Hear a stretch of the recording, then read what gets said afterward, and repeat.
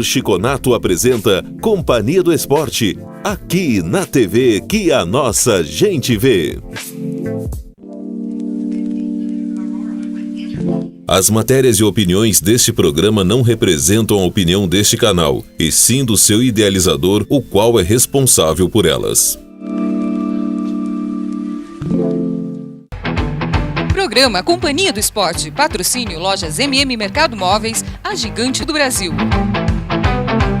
Apoio Colégio Cepan, construindo gerações de sucesso. E Gemad, tudo para o seu móvel.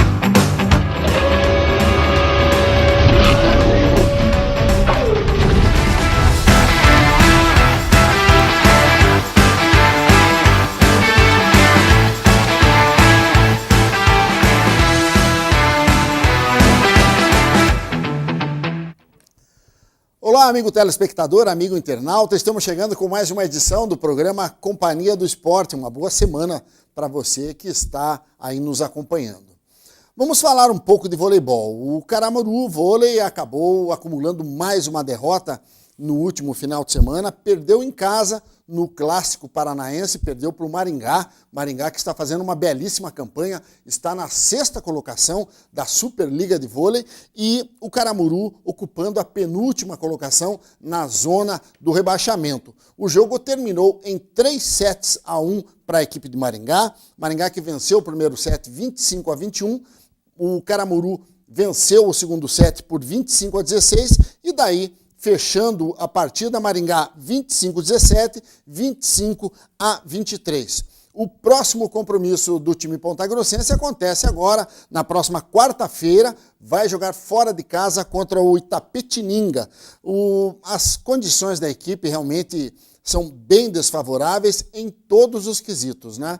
As informações que nós temos é que ainda existem aquelas dificuldades financeiras e para o jogador profissional realmente fica muito complicado, né? Você não paga as suas contas dizendo que você é atleta de vôlei ou que você é um bom atleta de vôlei. Você precisa do dinheiro. Mas, de qualquer forma, tentando sobreviver o time do Caramuru, mas não foi o suficiente, acabou perdendo para a equipe do Maringá. O Caramuru que ocupa a 11ª colocação, como a gente falou, está aí na zona do rebaixamento.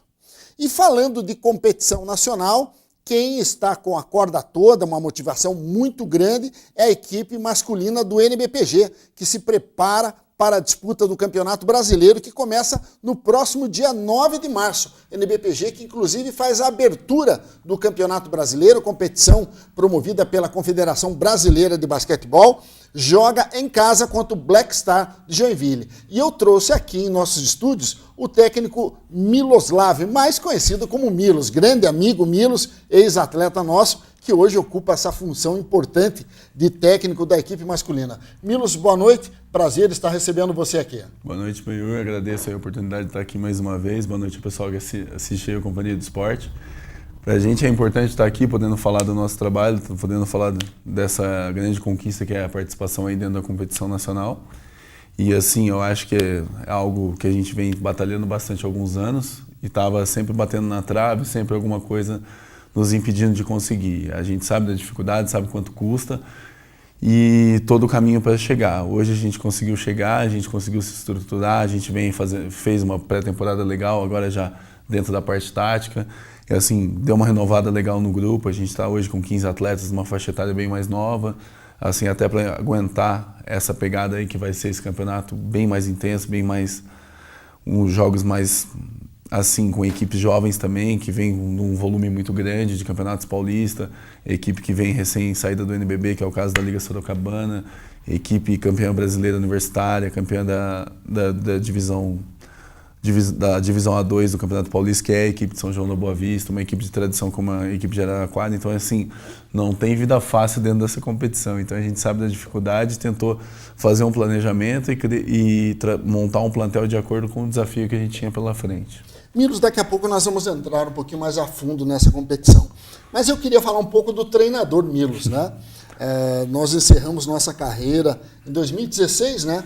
2016. Você era o nosso atleta, assumiu essa condição 2017, 2018, 2019.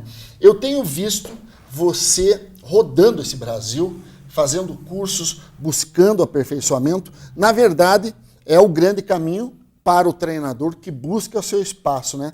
Como é que tem sido essa experiência? Você tem convivido, feito cursos com treinadores de gabarito, treinadores de nível internacional. Como é que tem sido essa experiência, Milos? Então, bem, hoje é segunda, né? Eu recém cheguei hoje, eram umas 3h30 da manhã.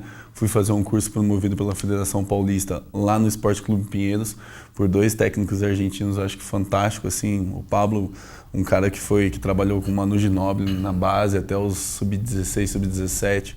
É da cidade do Manu Ginóbili. O Manu Ginóbili é um dos fundadores do time que ele atua, que ele foi revelado, e hoje ele dá total apoio a essa equipe aí, que é o Pablo que dirige, é o coordenador lá. Então, assim, eu acho que eu sou um técnico jovem, tive um pouco precoce ali, esse amadurecimento na marra, mas, assim, os resultados, assim, às vezes acabam iludindo, né? Eu acho que acho que nunca pode se contentar com o que conquista. Eu acho que a gente tem que querer sempre algo mais, porque chegar, às vezes, é difícil, mas se manter eu acho que é mais complicado. Então, assim, eu acho que eu tô na fase onde eu tenho que buscar, eu tenho que ir atrás, e aqui, assim, não só no Paraná, aqui na região sul, é meio defasado desse tipo de clínicas, desse tipo de camp que assim, o Brasil em si não tem muito. Então, quando tem, a gente tem que estar aqui no Brasil, buscando fazer, né? Ano passado eu fiz um bem interessante em Bauru, fiz um em Floripa, e agora consegui fazer esse em São Paulo. Foi 120 técnicos, e assim, fora os palestrantes, os caras que estão lá, você vê Marcelinho Rato, você vê Adriano Geraldes, você vê o Daniel Waft de Franca. Então você está convivendo no meio dos caras, trocando ideia ali, você senta às vezes para almoçar com os caras, é uma vivência muito bacana. Eu acho que assim, o aprendizado é único, ímpar. Eu acho que assim, essa última clínica eu achei muito proveitosa, por sinal. Veja só, Milos, vou fazer um comentário com você, que são concepções que eu também tenho como pessoa que trabalhou com o basquetebol, e eu queria saber de você se você sente isso, esse amadurecimento em você. Eu acredito que nesses cursos, esses treinadores, eles não fazem só um embasamento tático, um embasamento técnico, porque trabalhar com esporte, ser um coach, não implica você só ter o conhecimento do basquetebol. Você também tem que ter o conhecimento de pessoas, administrar egos, administrar o grupo, fazer o grupo caminhar para o mesmo lado. Esses cursos você também tem feito essa abordagem? Até que ponto você entende que você também está crescendo nesse sentido? Então, bem, assim, muito assim, não é porque você está aqui, eu acho que uma das características, trabalhando com você como atleta e também no feminino como teu auxiliar, era uma das coisas que eu mais admirava, assim, essa gestão de pessoas que você fazia. Então, assim, essa última fase, geralmente isso não é abordado nas clínicas internacionais. Olha só. Não é um tema. O pessoal é muito frio, em cima a do que eu tático fiz técnico. no final do ano com o Gustavinho de Conte, ele abordou sim, mas numa conversa particular que eu tive, assim, tipo, bate-papo de canto de quadra com ele num dos intervalos. Mas assim, esse último, o Pablo, por sinal, que é esse argentino que trabalhou com o Ginóbili, ele abordou muito isso. E eu acho fantástico. Eu acho que assim, você gerir pessoas, administrar egos, essa inteligência interpessoal, o relacionamento técnico-atleta é algo fantástico. E assim, muito do atleta é psicológico. E assim, cada um corresponde a um estímulo. Você tem um jeito de lidar com um grupo e uma maneira de extrair o melhor de cada um, e cada um corresponde a um estímulo. Então, assim, foi uma parte que ele abordou legal, abordou citando exemplos de equipes profissionais e também de como abordar a base. Que, assim, eu trabalho hoje com base e com adulto. São trabalhos distintos. Um você precisa de rendimento e o tratamento é um. A base você precisa de rendimento, mas você também é formador. E formador da pessoa e não só do atleta. Você está ali, às vezes você passa mais tempo com o atleta do que os próprios pais, pela questão de trabalho, distância e tal. Às vezes os pais são separados, então você acaba contribuindo muito, e você tem que buscar. Eu acho que se você tem uma contribuição para dar, ela tem que ser positiva. Se você não puder contribuir positivo, eu acho que você, negativamente, você não pode atrapalhar ali na formação desse adolescente, desse atleta. Então, assim, essa clínica abordou bastante esse tema, e é um tema bem interessante que dificilmente é abordado em clínicas. Olha, e até que ponto existe algum fator complicador? Porque hoje também, embora você tenha historicamente, talvez um dos grupos mais novos dos últimos anos, aí, o NBPG tem um dos grupos mais novos, você tem atletas que, inclusive, são mais velhos que você. Como é que é esse tipo de relação? Não, então, com certeza, assim, eu acho que o Jair é um dos exemplos mais claros aí, né? Um atleta que hoje, esse ano, completa 43 anos. É um cara que hoje já foi um cara que tem uma grande história dentro do basquete, aqui dentro também do Paraná e dentro do NBPG. Já teve grandes atuações, participações, assim, de grandes feitos aqui dentro da nossa equipe. Hoje ele assume um papel também contribuído na quadra, mas é um dos nossos veteranos aí que também dá uma contribuição, passa muita confiança para a molecada. Ele vem esse ano aí adquirindo esse papel. O ano passado, um pouco menos, esse ano ele assumiu um pouco mais esse papel. Eu acho que tem sido de grande proveito para os jovens, porque assim, é o plantel mais jovem que a gente teve. Então, assim, querendo ou não, é um outro tipo de estímulo que você trabalha, é uma outra energia, parece besteira, mas é outro trabalho praticamente. Você trabalhar com um grupo mais jovem. Você, assim, a pegada é outra, mas também as correções são mais constantes, assim, porque às vezes precipita muito, falta aquele feelingzinho que o cara de 30, 33 já tem, entendeu? De dosar o jogo na hora certa. Sobra vontade, os caras são muito voluntariosos, a molecada. Porém, daí, assim, você tem que ir moldando de acordo com o que você espera extrair deles dentro do grupo e dentro dos jogos, né? Bacana. Nessa parte da sua carreira, eu torço muito para que as coisas deem certo. Obrigado. Eu sei da tua competência, do trabalho que você vem desenvolvendo aí, e isso é muito bacana. Vou voltar meus olhos um pouco para o Campeonato Brasileiro. Milos, eu estou olhando aqui na programação de jogos. A estreia no dia 9 de março é aqui no Ginásio Borel do Verné. E daí o NBPG faz 4 jogos fora e recebe daí, nos 2 últimos jogos, né, do primeiro turno, recebe os seus adversários aqui em casa. O que você achou dessa chave aí? Achou que ficou complicada? Então, a gente tem uma estreia contra uma equipe assim de tradição, mas que vem se formando agora, de última, assim, com algumas peças chegando agora.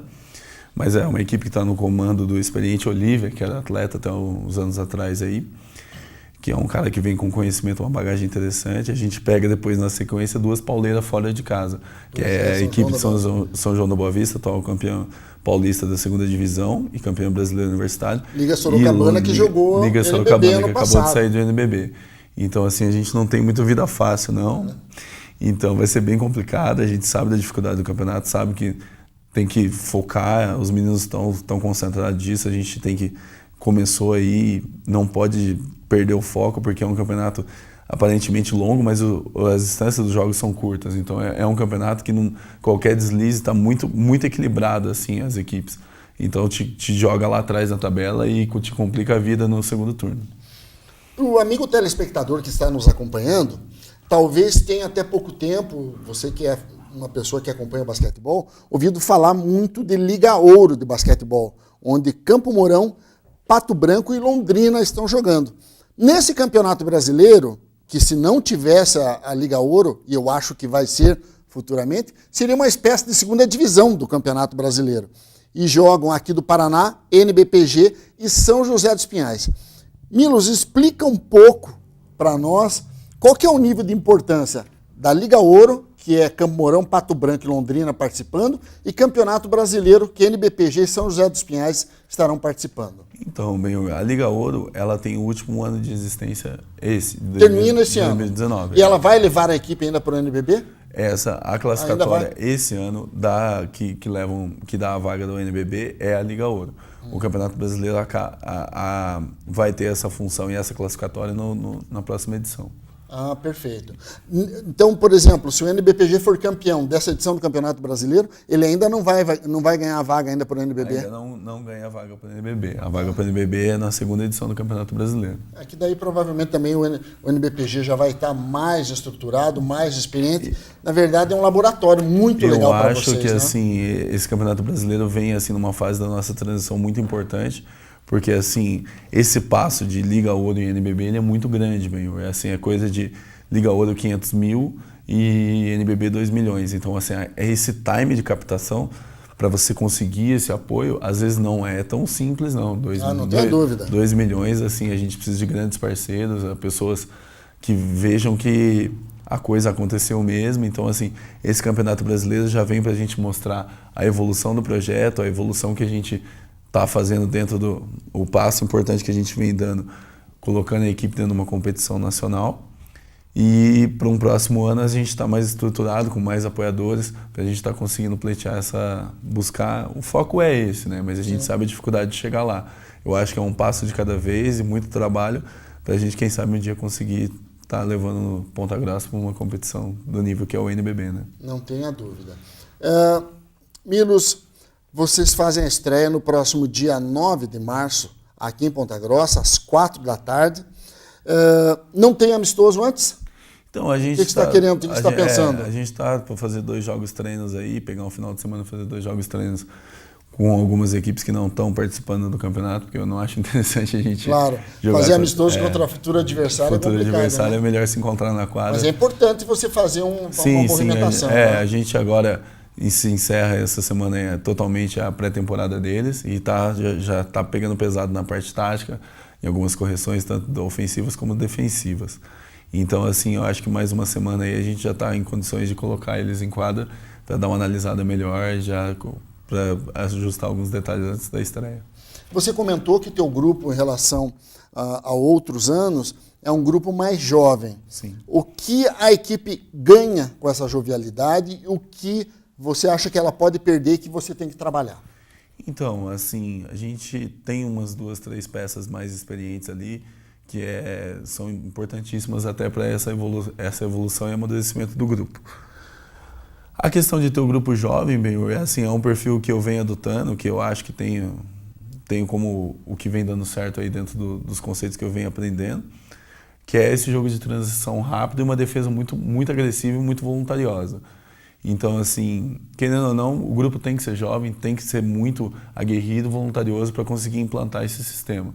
Então, essa foi uma das ideias principais para montar um time mais jovem e com jogadores com perfil defensivo bem apurados, né? Maravilha.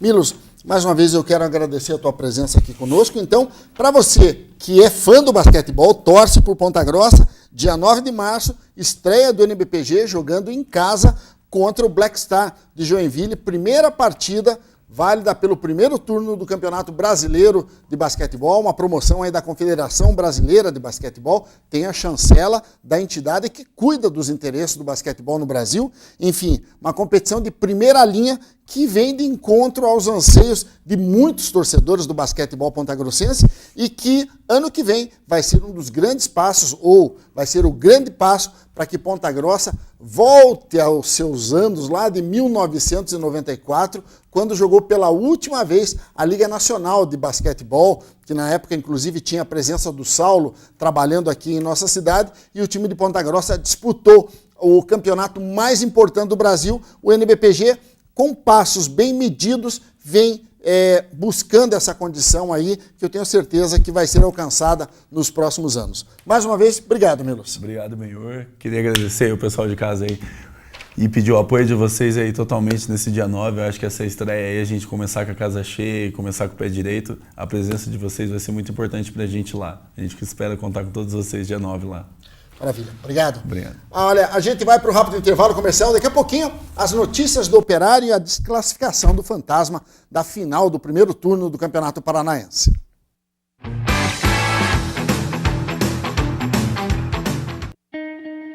Dia desses me perguntaram o que era fundamental nessa vida pra mim. Aí eu falei: acordar bem, dar bom dia,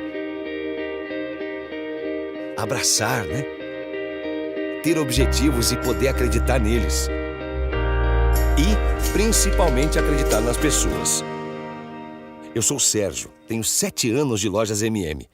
Eleita mais de 20 vezes uma das melhores empresas para se trabalhar. E se é melhor para se trabalhar, para se comprar, então...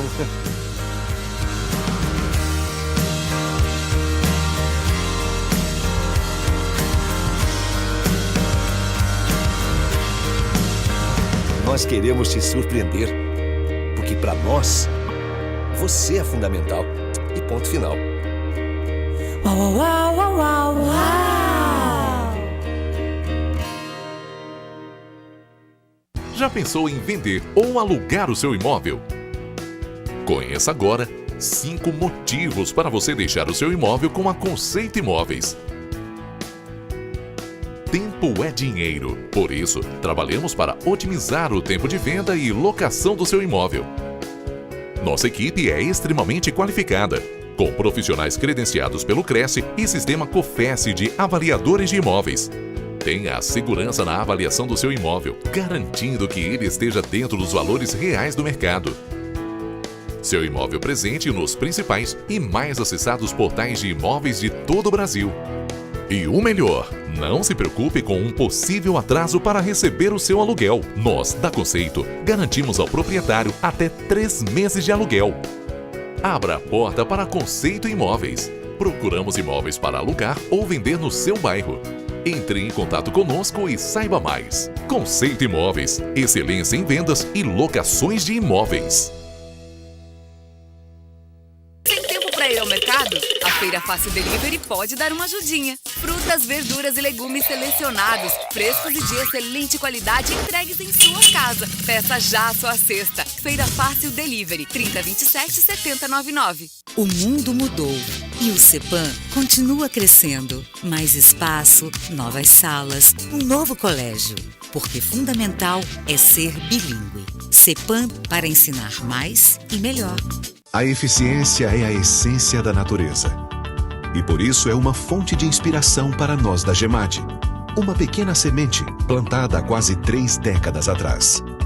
Hoje é uma empresa líder de mercado, com mais de 70 lojas e faturamento anual de mais de R$1 bilhão. A natureza nos dá tudo o que precisamos através da sua eficiência. Para agradecê-la, só precisamos respeitá-la. GEMAD.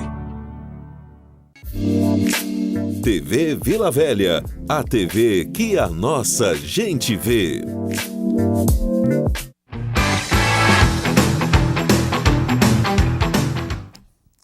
Pois é, pessoal, e não deu para o Operário Ferroviário. Nesse final de semana, jogando fora de casa contra o Toledo, partida válida pela semifinal do Campeonato Paranaense, primeiro turno, a Taça Barcílio Sicupira, o Fantasma até conseguiu buscar o gol de empate, mas nas penalidades o time, de forma surpreendente, falhou.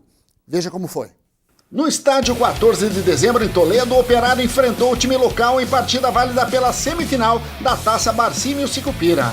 Logo a 8 minutos, o Fantasma afastou mal o cruzamento dentro da área. Eduardo ficou com a sobra e disparou contra a meta de Simão. 1-0 Toledo. Os donos da casa jogavam melhor, tinham mais a posse da bola. Na cobrança de escanteio, a bola sobra nos pés de Schumacher. O goleiro André, sem querer, querendo, segura firme. 28 minutos, Johnny vai para a cobrança. A bola sai cheia de veneno, mas André espalma para escanteio. Johnny novamente, a bola parada ele cruza e Rodrigo chega um pouco atrasado nela. O jogo era movimentado e nesse cruzamento pela direita, quase quem marca é o Toledo. Vem o segundo tempo e o confronto continua igual. Nesta dividida a bola pega efeito e quase engana o goleiro Simão. Na sobra o time da casa desperdiça o segundo gol. Cleiton pega o rebote da defesa, faz o corte para o meio e chuta em cima do goleiro do Toledo. Cruzamento do Cleiton pela direita, Schumacher chega primeiro, mas cabeceia por cima da trave. Batatinha cobra a lateral dentro da área, a bola passa por todo mundo, menos por Peixoto, que chuta para boa defesa de André. 44 minutos, Cleiton faz belíssima jogada pela esquerda, corta o zagueiro e chuta rasteiro. A bola ainda toca no zagueiro antes de entrar, tudo igual no marcador. No tempo normal não deu para mais nada. A vaga na final do primeiro turno seria decidida nos pênaltis. Primeira cobrança e Heverson marca pelo Toledo. É a vez de Schumacher e ele manda para fora. Entra em cena a estrela de Simão, ele pega a segunda cobrança. Robinho tem a chance de empatar e ele marca 1-1. Simão novamente, ele espalma a terceira cobrança, o Operário tinha a chance de passar à frente. Cleiton manda a pancada, a bola para na trave. William cobra bem para o Toledo, 2-1. Lucas Batatinha vai com tranquilidade para a bola, a cobrança sai fraca e André faz boa defesa. O Toledo definiu sua classificação para a final nesse chute colocado de Guilherme. Toledo 3-1 e agora o time do Oeste faz a final contra o Coritiba.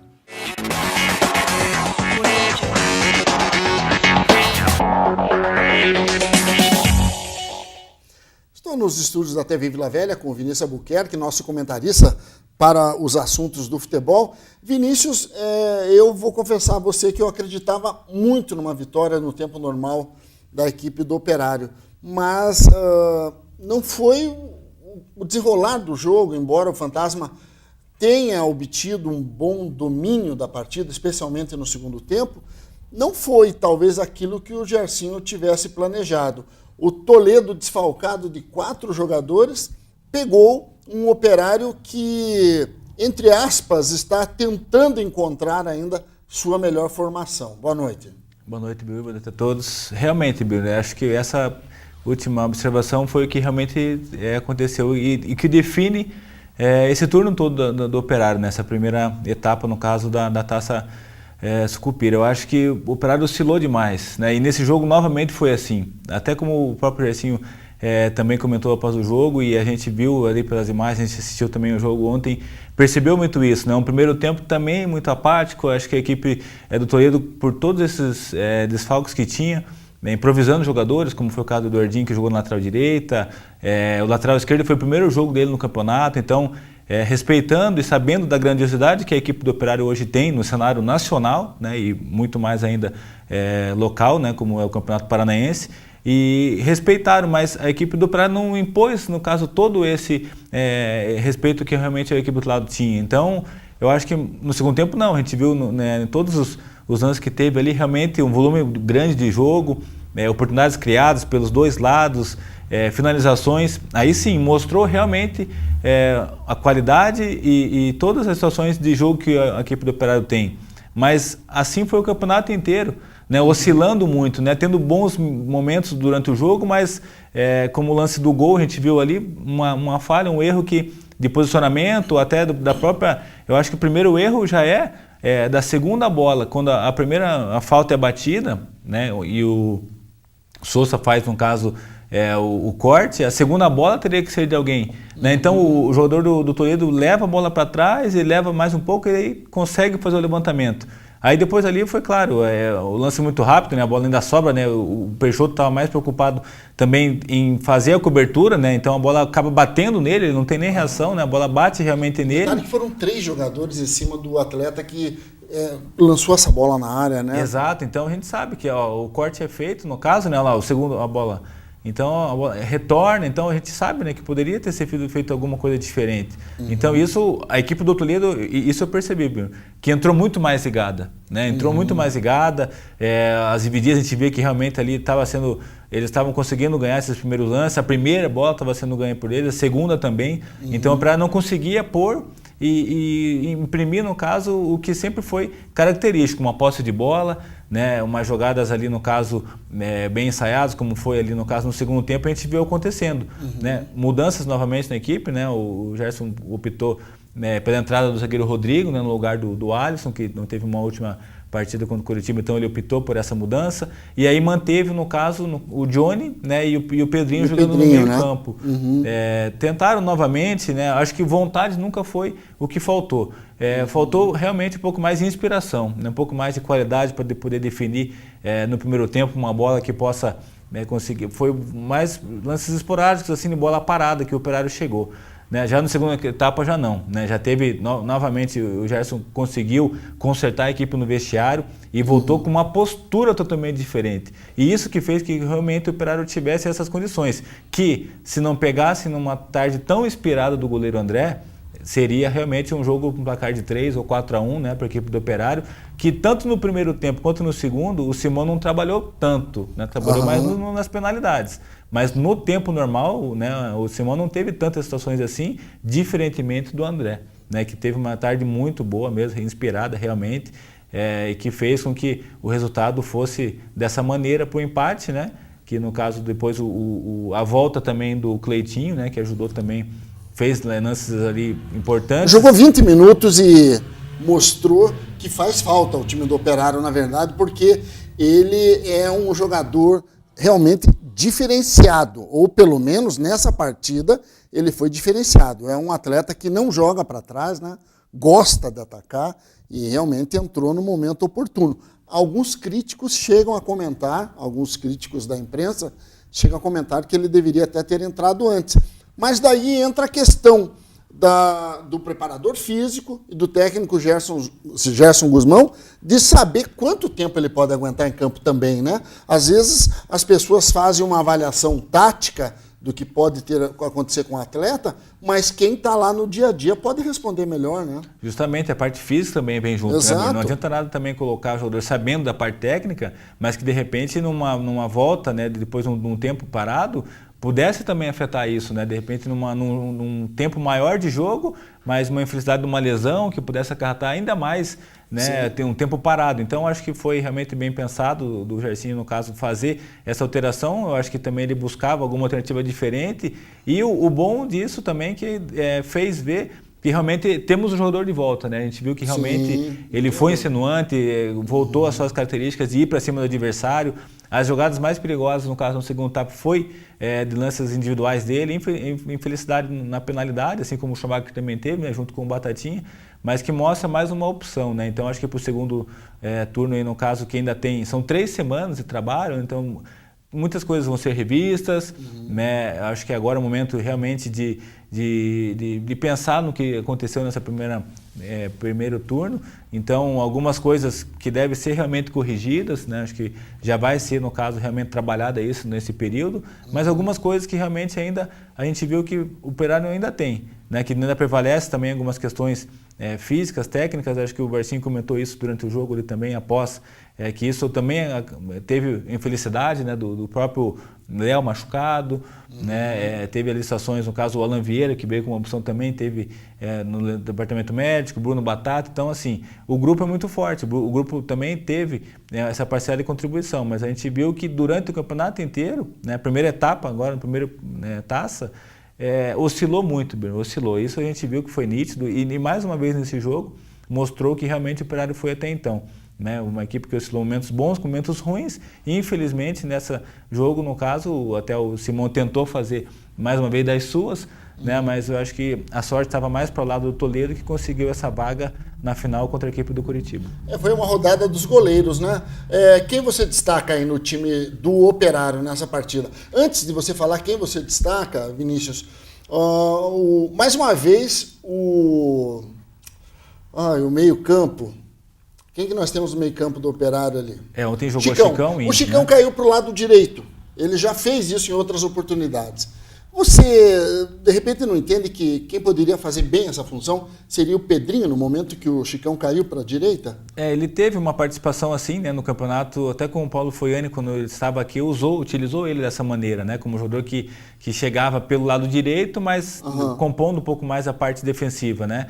E, no caso, o Gerson já utiliza muito o Chicão dessa forma, né? Ele utiliza muito, digamos assim, foi a primeira vez, quando é necessitado, né? A gente viu, na Série D foi assim, né, em jogos, no caso, e o Chicão foi bem, até por sinal. Exato, porque ele já jogou por ali também, então não se complica, né? Ele tem, no caso, claro, ele se porta ali defensivamente muito bem, só que a gente sabe que ele não é o cacuete dele de poder chegar na linha de fundo, de fazer uma jogada ofensiva assim como também do outro lado o Peixoto também faz, no caso essa parte mais defensiva, digamos assim, né? Então falta um pouco essa opção. O Operário jogou sem 2 alas, é isso que nós podemos dizer, porque o Peixoto ele fica mais preso na defesa, né? Exato, ele sempre, né, teve essa postura assim, né? Ele chega, no caso, na boa, como até a gente diz, né? perdeu uma chance boa. Isso, chegou, tempo, ele né? sempre foi importante nessa bola parada, que ele sempre tem uma presença forte de área, e assim também foi naquela alternativa que a bola sobrou, ele acabou batendo bem, né? Mais uma vez o André fez aquela defesa importante, mas ele sempre teve, e sempre foi falado, e sempre foi nítido isso, que a importância dele principalmente pela postura defensiva, né? Ele se porta ali como ele sempre foi zagueiro, então ele joga ali, né? Então consegue fazer bem essa saída, mas a opção do meio para frente realmente a gente acabou não tendo, né? Então depois ele trocou, no caso, a alteração do Baia pelo Chicão ali, para poder colocar também alguém que pudesse ter essa parte ofensiva.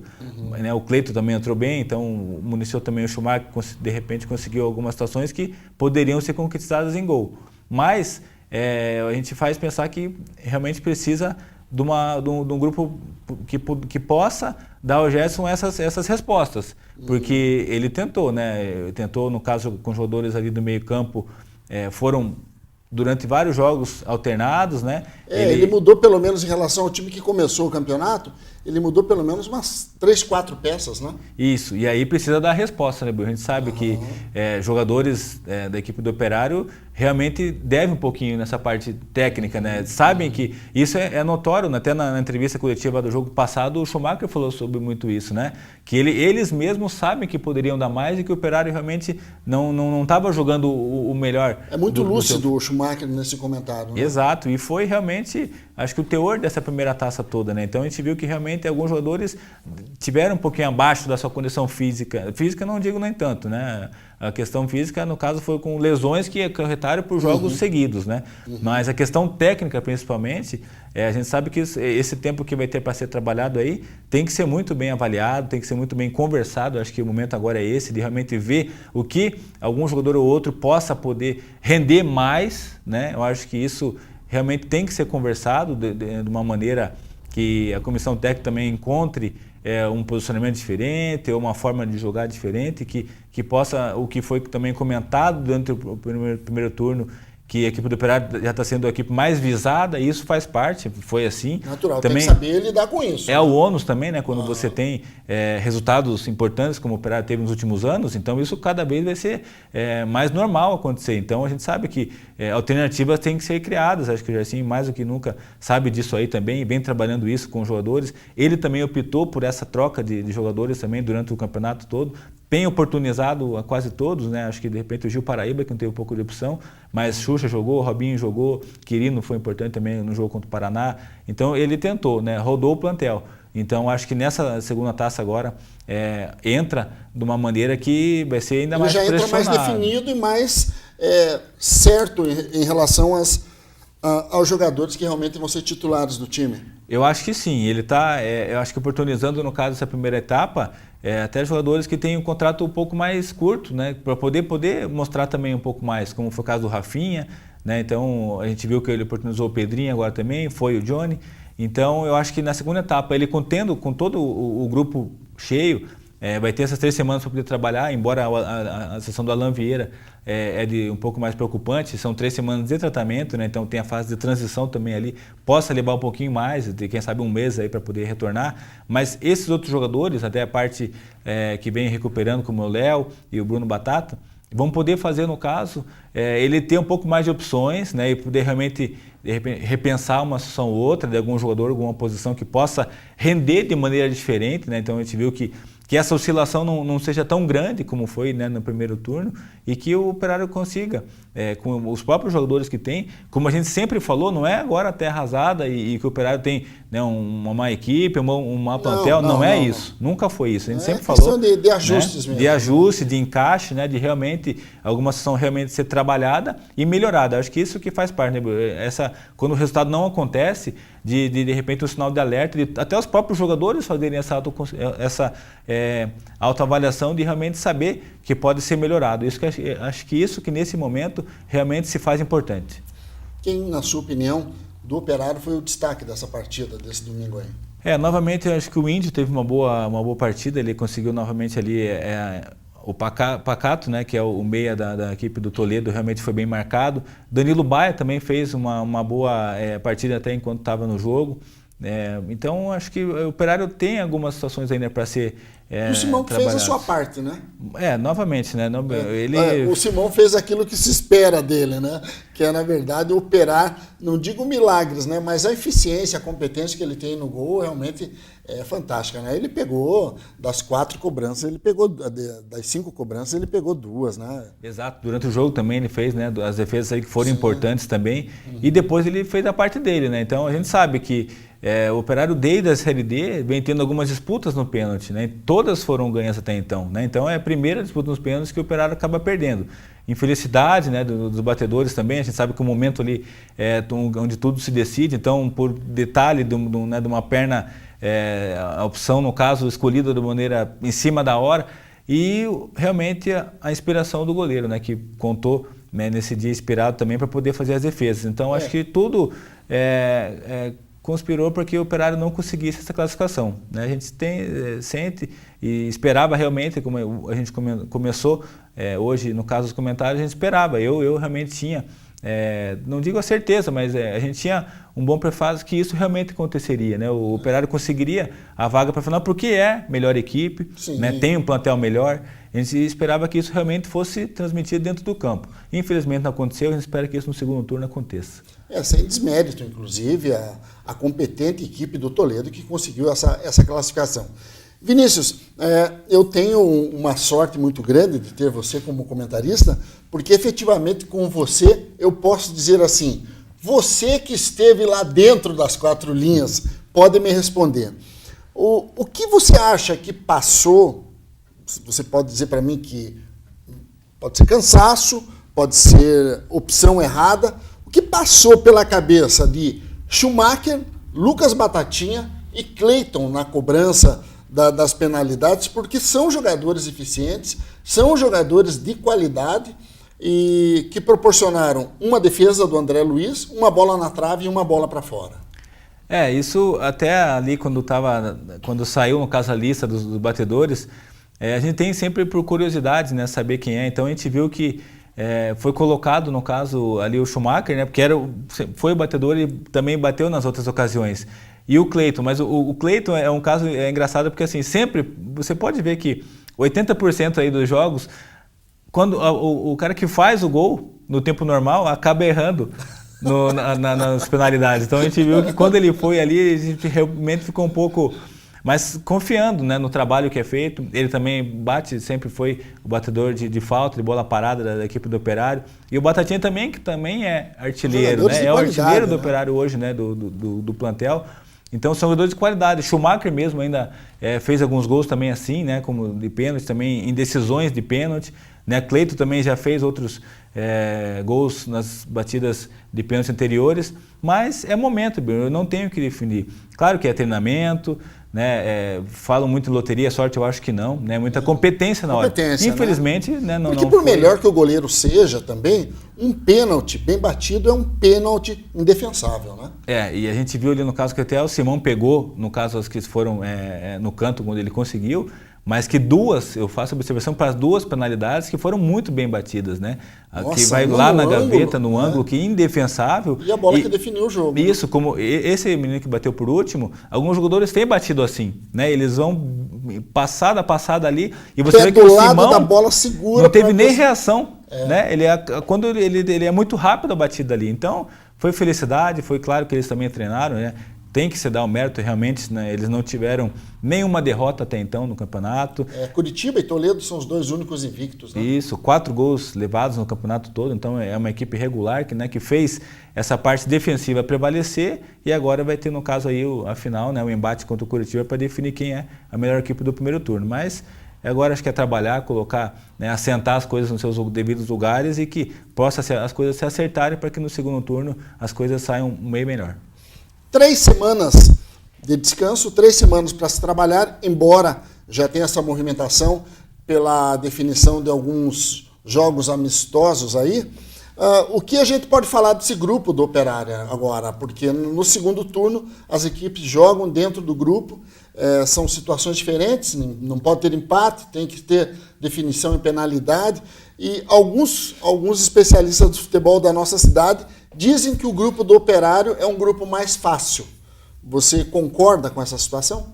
Eu discordo. Eu acho que eu até quando saiu a primeira tabela, né, agora no caso a gente sabia também da segunda pelos adversários, eu acho que não, porque tem a equipe do Maringá, né, que sempre foi, no caso, uma equipe que sempre bateu de frente com a equipe do Operário, Londrina também, que vem, né, na campanha da Série B há muito tempo, claro que tem uma equipe alternativa, mas todo jogo aqui no dia 10, agora que é o primeiro jogo, vai ser um jogo difícil, né, vão vender caro totalmente o jogo. A equipe do Atlético Paranaense também, que, né, já vem, né, numa ascendência de repente alguns jogadores aí que possam ser lapidados também para poder fazer parte da equipe profissional que vai participar da Copa Libertadores. Então eu acho que até o Toledo, né, que também vai estar no mesmo grupo, então que está aí na final do turno.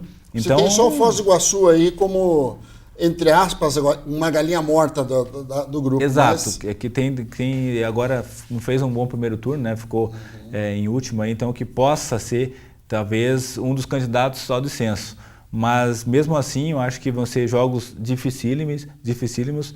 Acho que vai se fazer valer também o fator casa. Acho que vai ter que ser feito todos os jogos aqui de uma maneira que realmente a equipe possa jogar realmente para vencer. Mas é claro, isso a gente sabe, que as equipes são difíceis, mas principalmente o Operário tem que produzir melhor, né? Eu acho que realmente tem que ser fazer valer realmente a melhor qualidade do plantel e o que até então era o fator diferencial, que é a equipe jogando junto há mais tempo. Isso, por alguns momentos, acho que algumas pessoas comentaram como que, poxa, mas está sendo... As outras equipes já estão sabendo como a equipe joga, isso pode ser ruim. Eu acho que não, acho que isso é um fator que realmente tem que fazer ainda mais a diferença para a parte positiva, né, da equipe do Operário.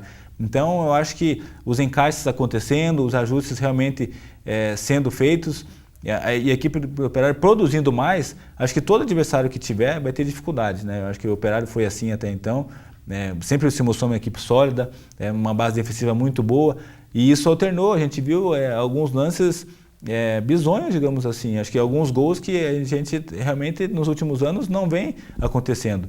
Mas esperamos que, né, os erros tenham acontecido até agora e isso possa realmente ser sanado e a equipe do Operário possa encontrar novamente, eu acho que o principal, jogos feitos de uma maneira melhor, né, de uma produção, de uma produtividade melhor. Eu acho que time isso... numa linha, né? Por cima, o time seguindo uma linha, né, Vinícius? Não oscilando, né? Isso, exatamente. Então a gente viu ali no caso no primeiro turno, né? Contra o Cianorte, né? Foi um jogo, um dos piores que o Operário já enfrentou. Depois contra o Cascavel aqui também não fez um bom primeiro tempo, no segundo tempo sempre teve que correr atrás, né? Então isso acaba desgastando ainda mais. O que deixa bem claro, voluntariedade, vontade, isso nunca faltou. Tanto aqui quanto fora, a equipe sempre foi aplaudida, sempre foi, isso foi sempre o mérito. Isso não é o que falta. Mas é claro, falta realmente um rendimento, né, um pouquinho melhor. Eu acho que isso pode ser trabalhado, acho que pode ser melhorado. A equipe também já mostrou em situações passadas adversas que conseguiu dar a volta por cima. Eu acho que mais do que justo num momento como esse, de dar realmente o crédito, né? Que nem a gente falou, nada ter arrasado, nada que esteja... que chama a atenção de estar errado, não. São realmente ajustes, encaixes que realmente... Toda a equipe é assim, né, Rubinho? Precisa de um encaixe, precisa de um ajuste. Então isso acho que pode acontecer.